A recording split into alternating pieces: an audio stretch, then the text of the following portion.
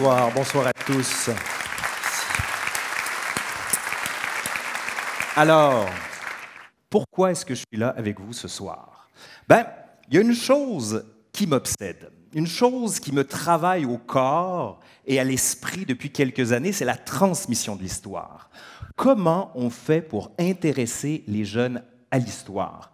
Bon, certes, ça fait des années qu'on enseigne l'histoire, ça fait même des milliers d'années qu'on enseigne l'histoire, on pourrait remonter à Hérodote, à l'Antiquité, je ne vais pas le faire, assurez-vous, mais plutôt, comment on fait pour les jeunes d'aujourd'hui, ceux qui sont pris dans l'instantanéité, l'ordinaire, la facilité d'accéder à des choses qui sans arrêt sont changeantes.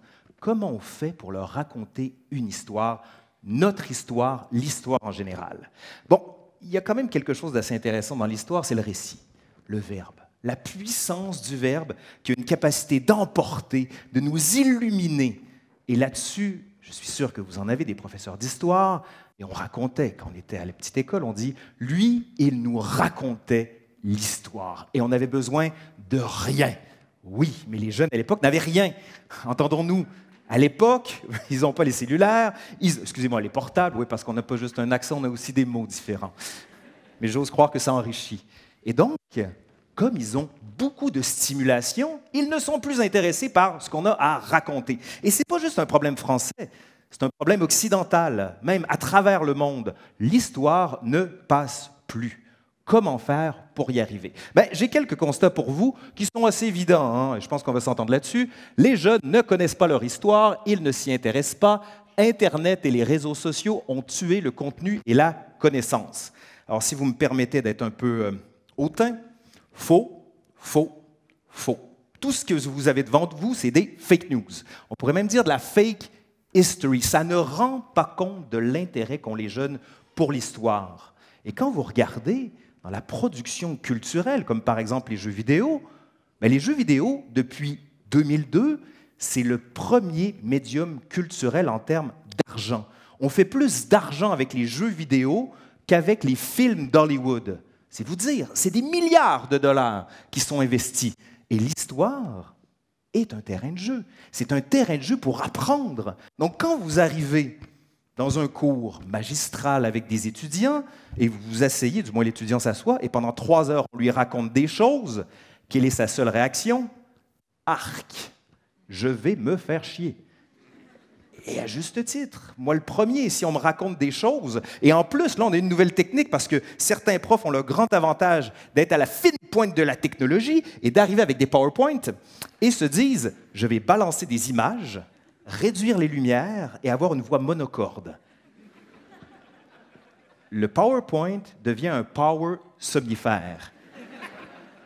Est-ce que c'est ça que vous voulez faire? Je ne le pense pas. Bon, c'est sûr que l'histoire a cette grande capacité d'utiliser des images, des films, de la musique. Mais pourquoi pas des jeux vidéo? Pourquoi est-ce qu'on délaisse le jeu vidéo en se disant « Ah, c'est de la culture populaire, ça fait la ludification, l'encasernement des esprits, c'est la stupidité au carré. » Encore une fois, faux, faux, faux, faux. Bon, j'ai travaillé pour Ubisoft, pour un petit jeu qui s'appelle Assassin's Creed Unity.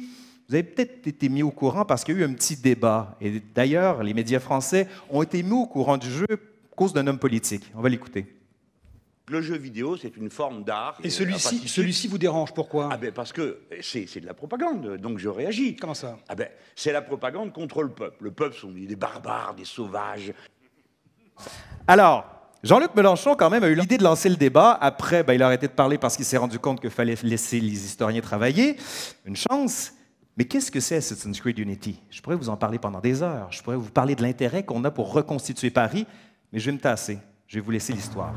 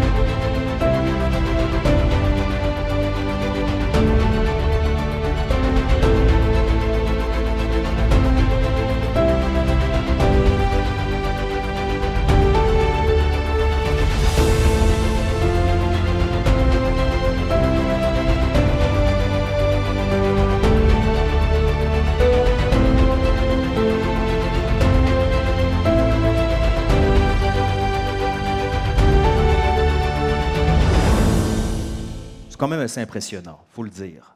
Mais quel est l'avantage du jeu vidéo par rapport au film? Le film, c'est une trame narrative, on ne peut pas en sortir.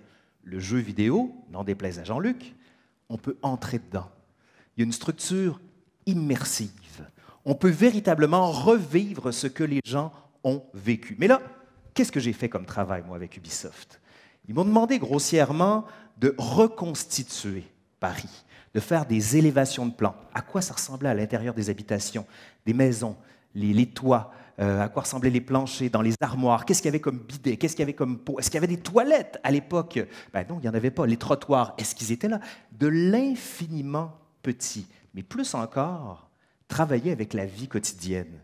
Vous savez, il y a ces grands événements qui font de l'histoire, comme la prise de la Bastille. Mais moi, ce qui m'intéresse aussi, c'est les éléments de faible intensité. Les rumeurs, l'opinion publique, l'hygiène, la politesse, la police, tout ça qui fonde un ordinaire et qui permet de réduire la distance entre vous et eux, et que eux et nous ne formons plus qu'un seul. De parler des choses très quotidiennes.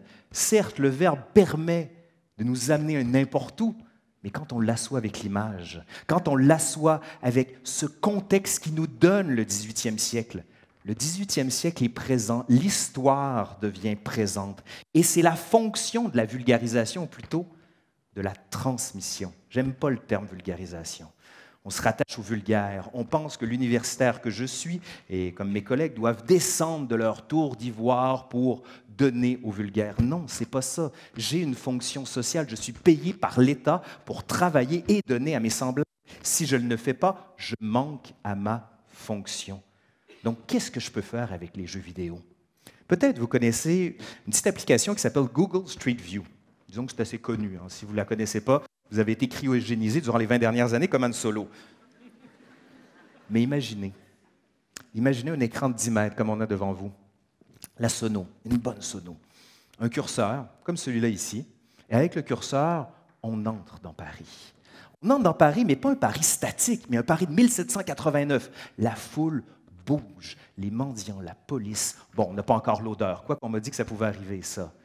Mais tout ça, tout arrive dans Paris et vous vivez la chose. Et clac, avec un clic sur le pointeur, il y a un vol qui se produit. La police déboule, on suit le truc. Vous êtes vraiment dans la ville. Et les étudiants qui voient ça, se disent « Ah oui, le jeu auquel je joue, auquel mes parents pensent que je suis en train de devenir crétin en y jouant trop, peut être utile. » Et pour le prouver, avec mon collègue de l'Université Paris-Sorbonne, Jean-Clément Martin, qui était l'autre consultant sur Assassin's Creed Unity, on a produit un livre. Un livre dans lequel on raconte la trame narrative, c'était ce que faisait Jean-Clément Martin, et de ma partie à moi, c'était sur la physionomie et la vie ordinaire de la ville. Ce qui fait que les enseignants qui veulent utiliser Assassin's Creed Unity dans les classes peuvent le faire. J'ai donné ce qu'on appelle en anglais un walkthrough. Des promenades que l'on peut faire, où l'enseignant peut utiliser, et ça se fait chez nous au Québec. Vous avez bien entendu, avec mon accent, mes mots spéciaux, nous étudions la Révolution française par les jeux vidéo.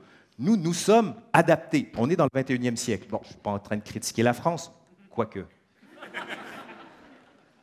Et à quoi ça ressemblerait si on pouvait entrer dans la ville? On a parlé de Notre-Dame. Notre-Dame est brûlée. On ne la reverra pas selon certains. Certains pensent que ça va être 5 ans, d'autres plus. Mais elle est gravée dans le numérique.